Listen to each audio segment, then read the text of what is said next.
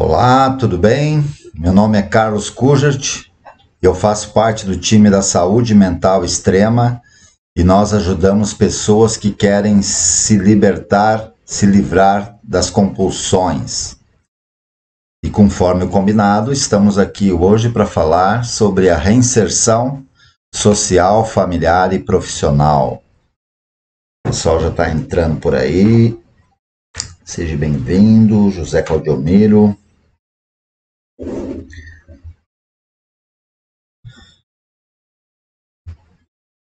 Quinta-feira, tá maior calor aqui em São Paulo. Hoje bateu os 30 graus aqui. Ângela Menezes também chegou por aqui, seja bem-vinda. Danilo Oliveira, seja bem-vindo. Então, quando nós falamos de reinserção social, familiar e profissional, nós estamos falando desse sujeito que está sendo reinserido novamente, né, na sociedade. E aí, sempre tem algumas dificuldades, né? Então, nós vamos ter a dificuldade maior na questão social, nos relacionamentos, né?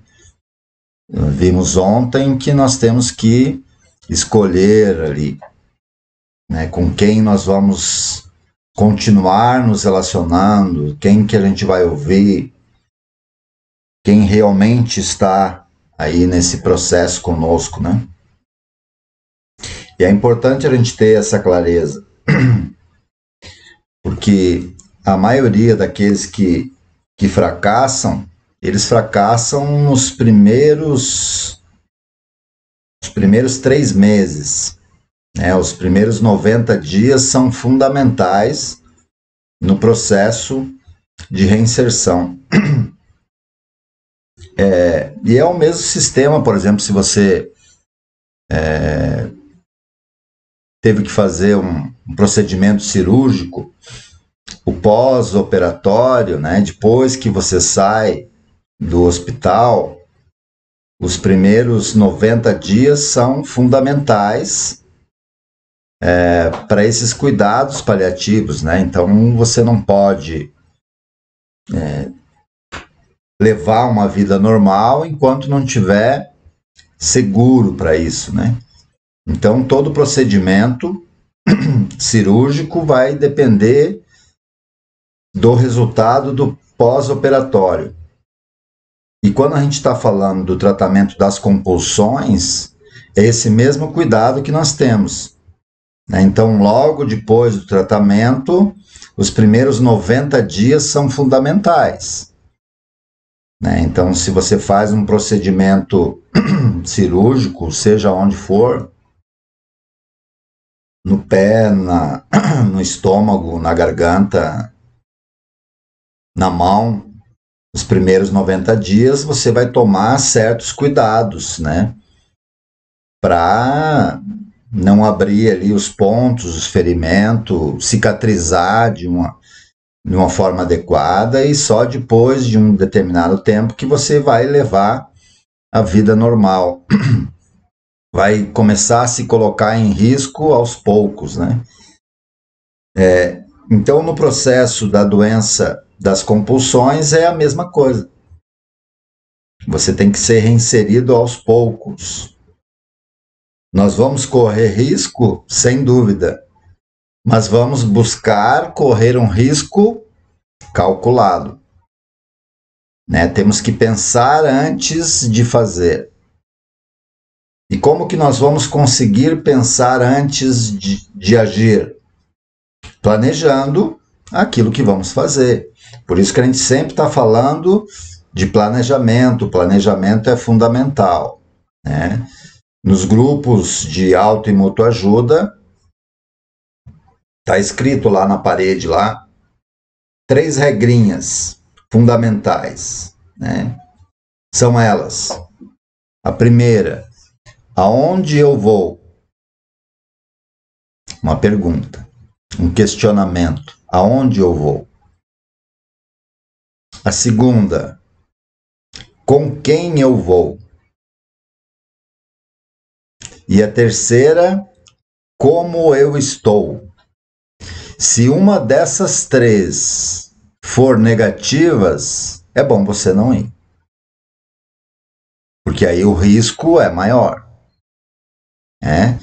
Então a gente aconselha essas pessoas no início não saírem sozinhas. Sempre, se possível, acompanhadas com alguém da sua confiança, para evitar uma recidiva, uma recaída, né? Mas quando é um jovem, um adolescente, complica bastante o processo. Porque nos lugares onde eles costumam frequentar, o álcool vai estar lá presente e muitas coisas mais, né?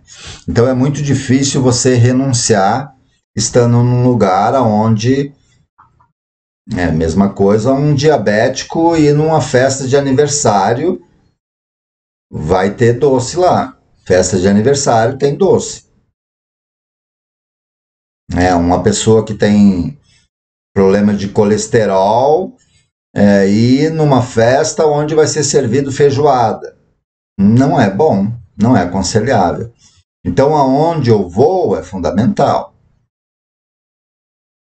Eu posso ir e evitar? Posso, eu tenho que ter uns cuidados. Então, é um risco calculado. Para o diabético ir numa festa de aniversário, ele pode ir, assim como tem doce, tem salgado. Né? A pessoa que tem problema de colesterol, ela pode ir numa feijoada, desde que tenha alguém lá que possa, e ela pode comer arroz e couve, por exemplo. Né? Se for na casa de alguém conhecido, pede para fritar lá uns 2 ovos e é a vida que segue, é assim que funciona. Porque a parte mais difícil é a renúncia. Então, são 3 passos também. São 3 fases do primeiro passo, né? O primeiro passo é você admitir, né? Então, você tem que admitir, primeiro, que você tenha essa dificuldade das compulsões. O segundo passo é você aceitar que você tem essa dificuldade. E o terceiro passo é você renunciar. Então, a primeira fase você admite, a segunda você... Não, a primeira fase você admite, a segunda você aceita, e na terceira fase você se admitiu e aceitou, é mais fácil você renunciar. Mas a parte mais difícil é a renúncia. Por que a parte mais difícil é a renúncia? Por que a parte mais difícil é a renúncia? Porque esse paciente que tem dificuldade com as compulsões, ele perde a capacidade de fazer escolha. Ele não tem controle das escolhas que ele vai fazer. Lembra? Ele perde o controle. Então, para renunciar, você tem que ter clareza e ter um certo controle. Por isso que é difícil para eles. Porque para mim, toda escolha há de haver uma renúncia. Se eu escolher A, eu estou renunciando B. E a dificuldade é de renunciar. Né? O adolescente ele tem dificuldade de fazer renúncia, ele quer tudo. E tudo nós não podemos ter. Lembra? Liberdade é fazer tudo aquilo que é permitido, menos aquilo que não é permitido. Foi a história que eu contei ontem. Então, para mim exercer a minha liberdade, eu tenho que fazer escolha. Jean-Paul Sartre fala que nós, eu e você, nós somos condenados a ser livres. E quem é livre tem que fazer escolha. E não escolher é uma escolha. Então, se você não está escolhendo, tem alguém que está escolhendo por você. Por isso é importante aonde eu vou e com quem eu vou. Que dependendo com quem eu vou, é essa pessoa que vai escolher.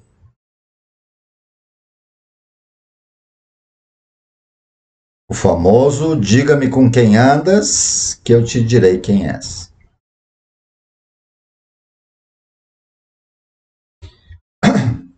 Então, nós temos que ter essa clareza. Que aí fica muito mais fácil de tomar a decisão. Por isso que não dá mais para sair de casa sem um planejamento. Você tem que entender aonde que eu vou, quanto tempo eu vou ficar, se existe a possibilidade de sair, se tem alguém para me trazer, para me levar, se eu não me sentir bem lá, como que vai ser. Porque hoje eu, Carlos, eu não fico num lugar, não fico me violentando para permanecer num lugar onde eu não me sinta bem. É uma escolha. Eu sou livre para escolher. Então, se você me convida para ir aí na sua casa e tem um pessoal lá bebendo ou falando alguma coisa que eu não goste e aquele ambiente está hostil para mim, eu estou me violentando para permanecer nesse lugar. Eu vou pedir licença, vou inventar uma desculpa qualquer e vou sair fora. Eu não vou correr o risco. Porque se eu ficar nesse ambiente contra a minha vontade, eu vou mostrar para você o meu lado pior. E meu lado pior nem eu gosto. Então eu evito. Eu renuncio ao meu pior. Eu escolho.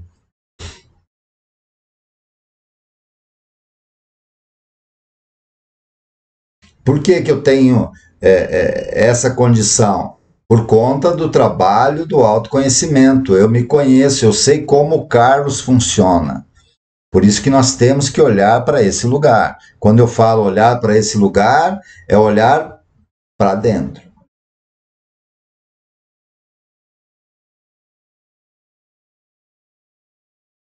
E é importante você se conhecer, você saber o que te incomoda, você saber o que te seduz, como, quando, onde e o porquê.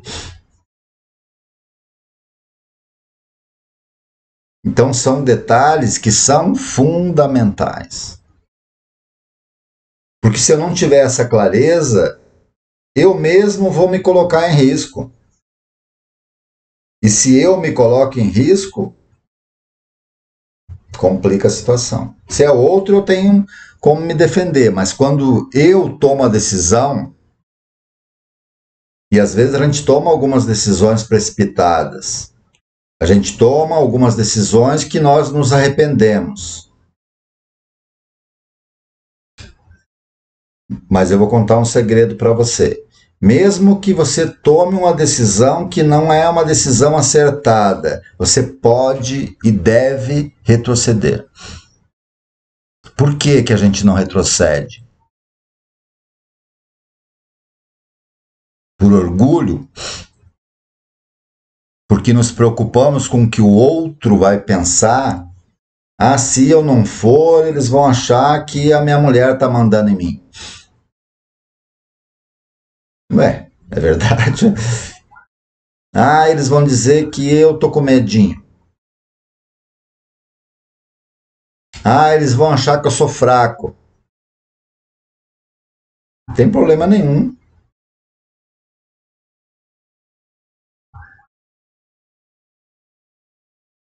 mas a gente se preocupa por demais com o que o outro vai pensar.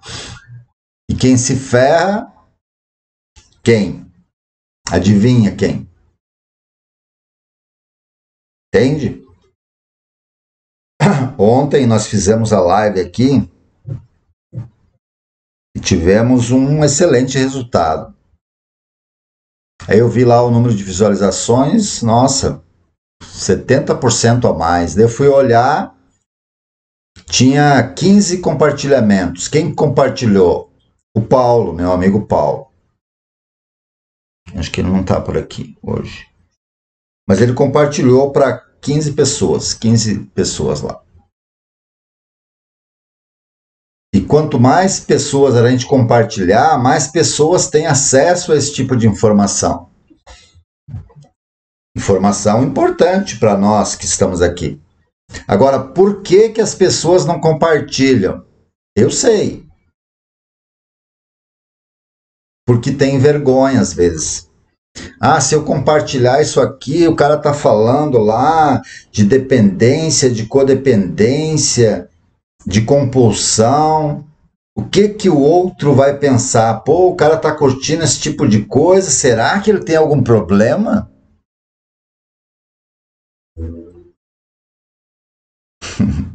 Eu sei disso, eu sei como é que é. Por isso que eu evito de falar o nome dos meus pacientes. Porque eu sou reconhecido profissionalmente por aquilo que eu trabalho. Eu trabalho com as compulsões, eu trabalho com a dependência química. Então, se a pessoa é meu paciente, logo ela tem problemas com isso, tem dificuldades com isso. Então eu evito até de marcar um paciente assim, eu libero sempre o paciente com 10, 15 minutos. Às vezes acontece da pessoa chegar adiantado e eu não gosto, eu evito que eles se encontrem na sala de estar, como é que é o nome? Recepção. Porque eu sei como as pessoas são. Mas por que eu sei? Porque eu também fui uma dessas pessoas, preocupadas com o que os outros vão pensar.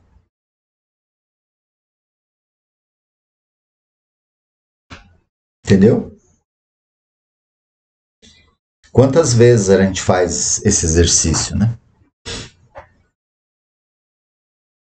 E a gente sabe a dificuldade que nós temos nas nossas relações dentro da nossa casa, dentro da nossa família.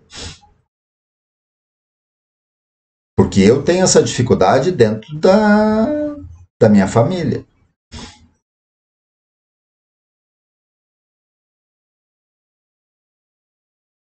E se tem dentro da minha família é uma fração da sociedade, nós somos assim, né? Melhor o outro não saber. Só que isso nos limita, né? Então as pessoas que fazem o tratamento lá no processo de internação, eles são cheios de dúvidas. Será que eu falo? Será que eu não falo? Será que eu conto? Será que eu não conto?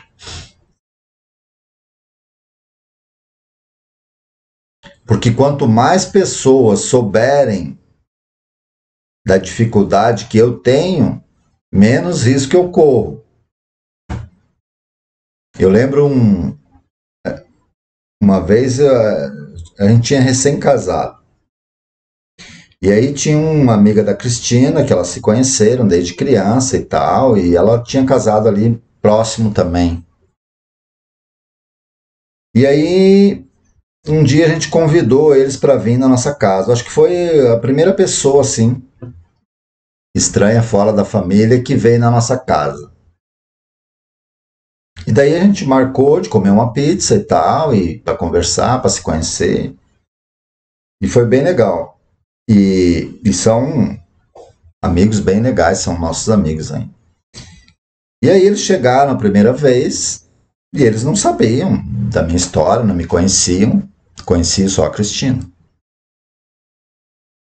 E daí a gente ficou se conhecendo naquele dia. E como a gente tinha marcado de comer uma pizza, ele chegou com um negócio redondo, enrolado num papel, e parecia uma garrafa. Mais ou menos 1 litro. E nós imaginamos que aquilo era 1 litro de vinho. E aí a Cristina ficou apavorada. E agora ele trouxe o vinho, e daí eu digo, não, fica tranquilo. Deixa que eu desenrolo. E daí eles chegaram, a gente conversou, e daí ele disse, eu trouxe um vinho aqui para nós. Aí abriu lá, tirou do papel, colocou em cima da mesa e tal. E daí conversamos e tal. Daí eu disse para ele, você gosta de tomar vinho? Vinho com pizza cai bem, né? Ele disse, esse vinho é muito bom e tal, ganhei não sei de quem. Daí eu disse para ele, mas eu não bebo, cara. Ele disse, desculpa e tal.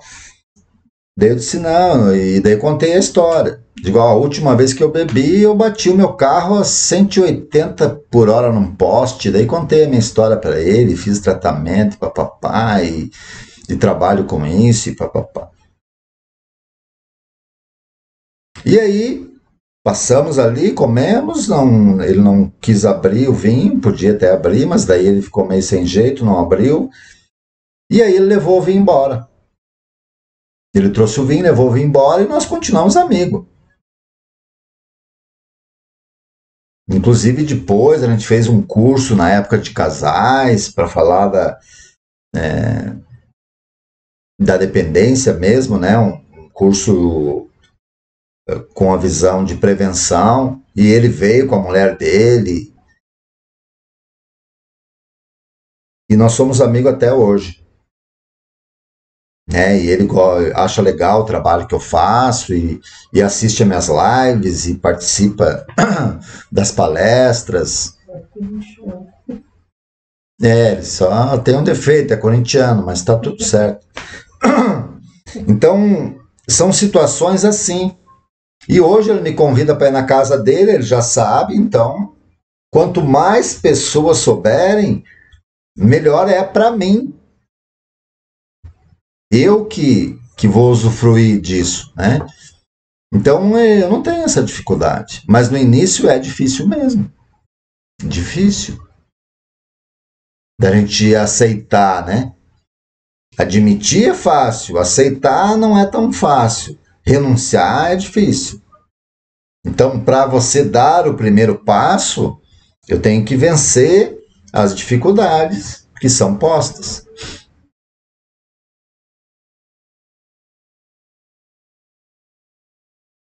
Geralmente, as mães, né, tem muitas aqui, a Melanie e tal, quem mais? Pessoal que está aqui. Que tem esse conhecimento, elas falam. A minha mãe mesmo, a primeira vez que eu levei a Cristina lá, para ela conhecer, aí ela tinha o procedimento dela, né? Então ia lá e tal, daí chegava a hora de lavar a louça, ela convidava, já para tirar uma base, né? Daí foram lá lavar a louça e daí começaram a conversar e tal, e um prato para cá, um prato para lá. E daí ela perguntou, né? Isso daí, como que tá o relacionamento aí com o Carlos? Tal, tá bom, tô apaixonada, esse é o homem da minha vida. Daí a minha mãe falou, mas você sabe que ele tem uns probleminha aí, né? Ele é um cara muito legal, um cara muito inteligente, um cara divertido. Só que quando ele bebe, ele se transforma numa outra pessoa. Ele já me falou e tal. Beleza. Ela foi lá e falou com quem que ela ia lidar, né? E aí, beleza. Aí aconteceu. E eu vim para São Paulo e tal. E daí eu passar do ponto e Sei que uma vez eu bebi, não sabia onde é que eu estava, me perdi aqui em São Paulo, estava doidão. E daí a Cristina pegou o telefone e ligou, dizendo para alguém de lá vir me buscar que ela não aguentava mais. E daí a minha mãe lembrou daquele dia. Lembra? Aquele cara que eu te falei, esse aí, ó. Mas você falou que dava conta, então te vira. Né? Então não foi propaganda enganosa. Agora, quantas mães são assim como a minha? Poucas. Por quê? Porque se preocupa com. Não, meu filho bem educado, meu filho trabalhador, só qualidades. Tem várias que eu atendo que foi propaganda enganosa. E às vezes não sabia mesmo. Mas a maioria sabia. E se a gente sabe, se a gente tem clareza e a gente aceitou, admitir, aceitar é uma coisa, mas daí renunciar é difícil, né? Porque é difícil você conviver com uma pessoa que tem problema com o álcool, que não consegue controlar. Complicadíssimo. Vai ter problema no relacionamento. E aí aquilo que eu falei ontem, né? Aí descontrola tudo, descontrola a parte financeira da grana e aí acontecem as separações. Foi assim que aconteceu com meu pai, com a minha mãe. Eu tinha 7 anos na época. Eu tinha 7 anos, a minha irmã depois de mim tinha 5, aí a outra tinha 3, aí o outro tinha 2 e uma era de colo. Aí minha mãe ficou com 4 filhos. Facinho, né? Tranquilo. Suave. É. Mas o importante é que nós superamos. Estou aqui com meus 53 anos quase. Algumas sequelas, algumas raspadinhas no caminho, mas a gente sobreviveu, né? E eu posso falar essas questões para vocês. Algumas pessoas não estão preparadas ainda, não têm coragem ainda, não aceitaram o suficiente, mas eu não tenho dúvida que vai chegar uma hora que ela vai ser assim como eu. E entre os nossos, os mais próximos, eles têm que saber. E o interessante é que a maioria já sabe. Só que não fala para você, mas ele já sabe.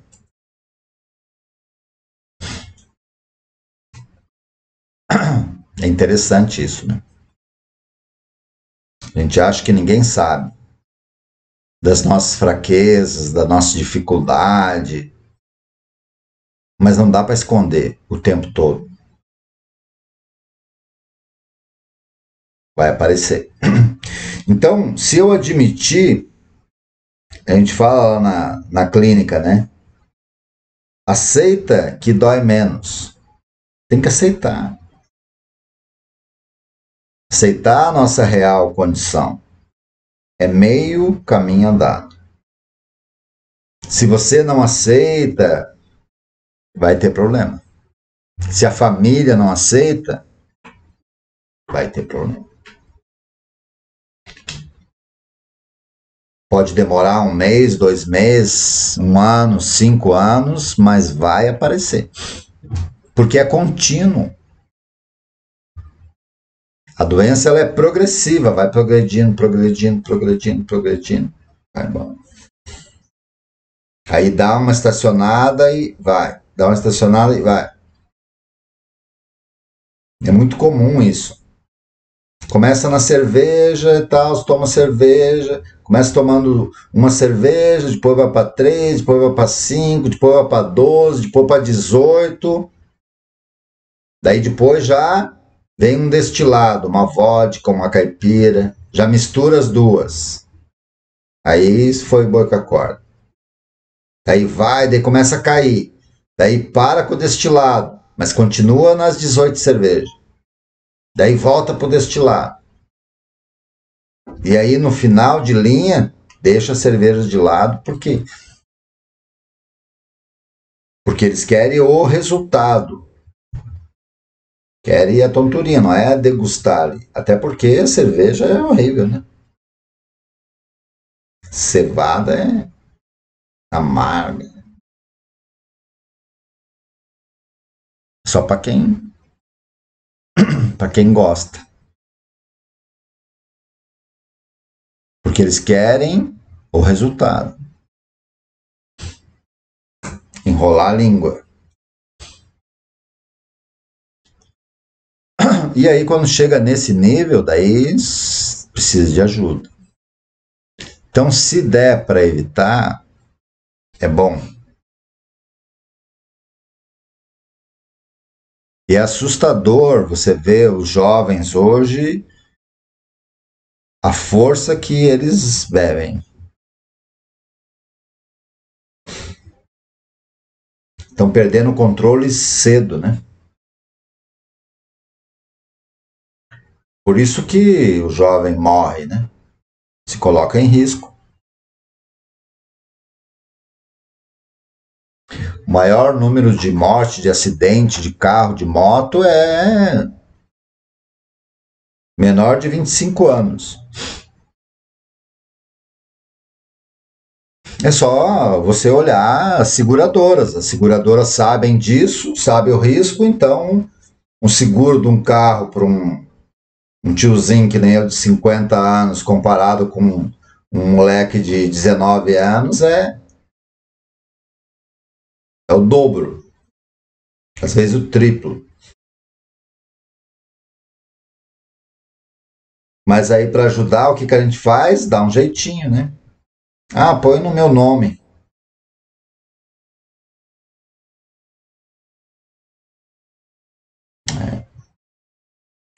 Quando não deixa dirigir o carro ainda sem carta. Eu assisto isso. É muito comum para mim ter que falar sobre isso. Ter que chamar a atenção de um pai por permitir que o filho ande de carro, de moto, sem carta. Ou porque ele é menor, ainda não tem carta, ou, na maioria dos meus pacientes, é porque ele já perdeu a dele.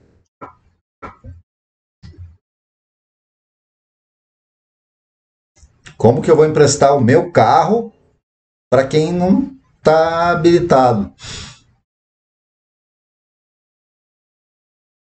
Mas tem pais que fazem isso. Isso endossado pelo pai. E aí a gente tem que trabalhar essa questão, né? Alguém tem que fazer isso. Fácil não é. Agora pensa bem, se eu me preocupo com o que o outro vai achar,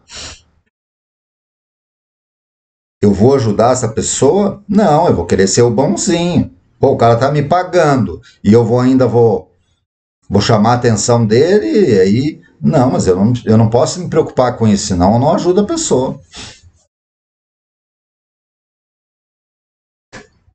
Só que eu tenho que sustentar o meu argumento, por A e mais B, né? Eu não vou falar de qualquer jeito também.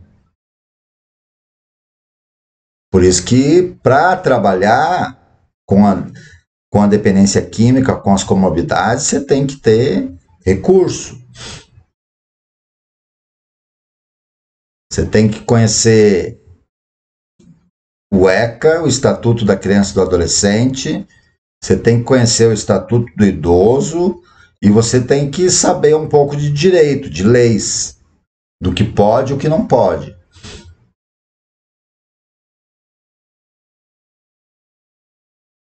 Porque nós temos que falar da ética e da moral.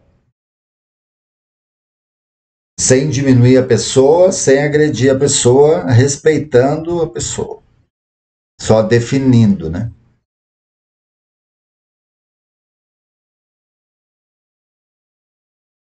E depois de explicar, de sustentar a sua argumentação, você pergunta: você acha que eu estou certo ou errado? Se você fez uma boa sustentação, fica mais fácil. E aí a pessoa, porque é difícil. A Melanie está falando aqui. Minha nora conheceu Padre Haroldo.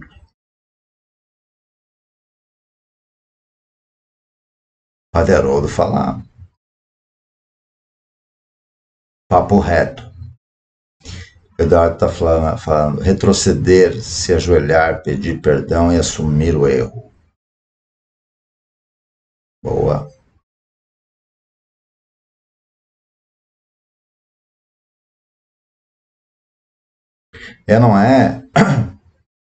Não é fácil chegar nesse nível de consciência, né? Leva um tempo. Mas a gente tem que falar como deve ser, para a pessoa ter um norte ali para ela modelar, né? Chegar nesse lugar. Muitas vezes eu ouvi das mães, né? Eu faço esse trabalho há 23 anos. Então as mães falam, né? Nas palestras, nos grupos. Eu gostaria que o meu filho tivesse essa consciência que você tem. Mas não é de uma hora para outra, né?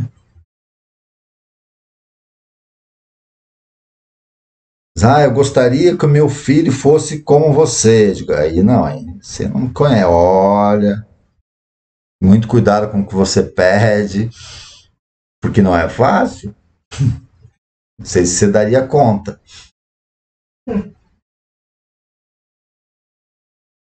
Sabe, cada um tem as suas dificuldades, cada um tem as suas limitações. Mas o exercício que eu venho fazer aqui, diariamente, é para a gente ter clareza, para a gente olhar para esse lugar. Não fazer de conta que não existe.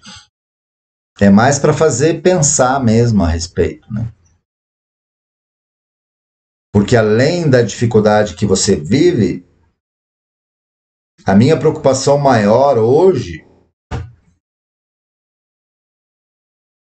dia 19 de agosto de 2021, é com as crianças.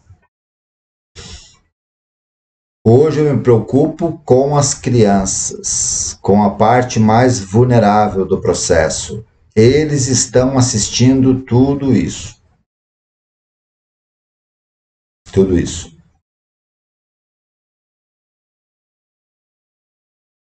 E as crianças hoje, elas são espertíssimas.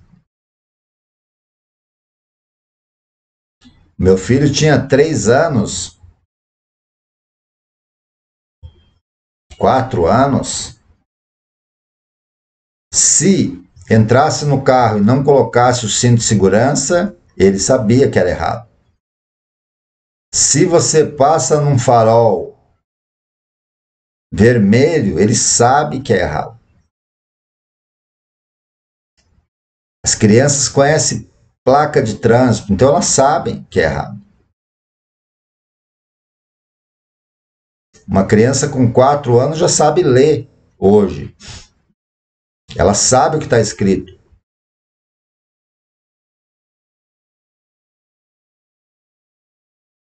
Uma criança tem muita informação. Ela sabe definir.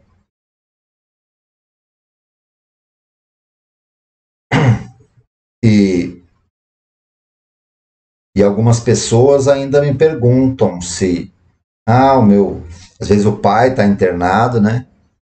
E daí as mães perguntam, né? O que você acha? Eu devo falar para o meu filho? Eu digo, não, não precisa. Ah, eu achei que... Digo, não, não precisa porque ele já sabe. Mas se você quiser conversar com ele a respeito disso, pode conversar. Mas ele já sabe onde que está, o que está fazendo. A não ser que ela seja surda ou cega. Porque as crianças, elas observam muito mais do que nós adultos. Inclusive, ela aprende não por aquilo que você fala, é por aquilo que você faz que ela aprende. Tanto é verdade que elas repetem, até o seu jeito de falar. As crianças imitam os adultos. E elas fazem aquilo que é o modelo delas. E o modelo, primeiro, é o pai e a mãe. Por isso que para ser pais, para casar, você tem que ter habilidade de resposta, ou seja, responsabilidade. Porque é assim que elas aprendem. Eu aprendi em casa.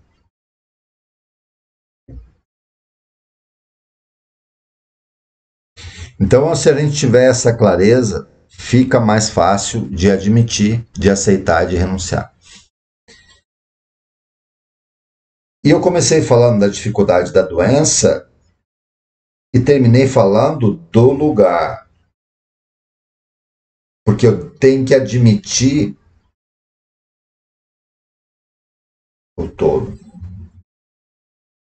Eu lembro quando eu fui casar, me arrependo até hoje, mas lembro, que a gente fez o curso de noiva e o padre perguntou para mim assim: você vai casar com essa moça? Eu digo, vou ter que casar. E daí ele falou assim, você sabe que você não vai casar só com ela, né? Eu disse, como assim? Quando você casa, você não diz sim só para a noiva, você diz sim para a família toda. Digo, meu Deus, que responsabilidade, hein? Então, quando eu admito a minha doença, eu admito também a dificuldade que a minha família tem. E se eu tentar esconder, vai aparecer. Um dia vai aparecer.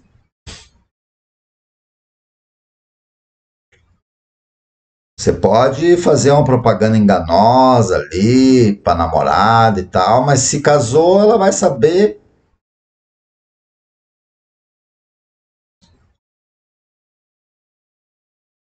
Então, quanto mais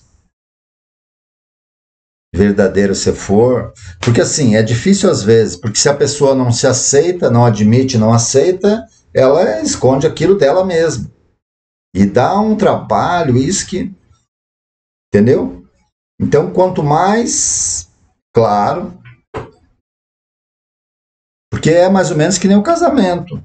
Casamento, quem não é casado quer casar, e aquele que já casou se arrepende. Ah, mas por que não descasa? Porque já fez o compromisso e não vai mudar muita coisa.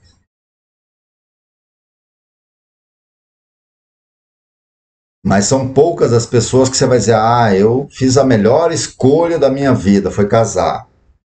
Conheço pouquíssimas pessoas assim. Acho que umas duas. Uma delas mudou de ideia. Tem uma. Né? Porque não é fácil se relacionar o tempo todo com uma pessoa. É normal que não seja fácil. Agora a gente dizer não, porque é a mil maravilha, poucas pessoas vão acreditar também. É para ser difícil mesmo. E deu tanto trabalho que, por exemplo, Jesus não quis passar por essa experiência. Senão a carreira dele ia ter que durar mais que 33 anos. Né? Que na verdade só foram 3 anos, né? Se ele casa, ia virar uns 15. Porque daí se casar, tem que ter filho, tem que passar pela adolescência, e daí vai complicando o negócio.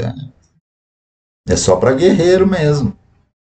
Você tem que ir vencendo as fases, e aí vai ganhando uns bônus. E assim é na vida. Assim é no processo de reinserção. Vai ser fácil? Não. O padre lá falou para mim que era barra pesada.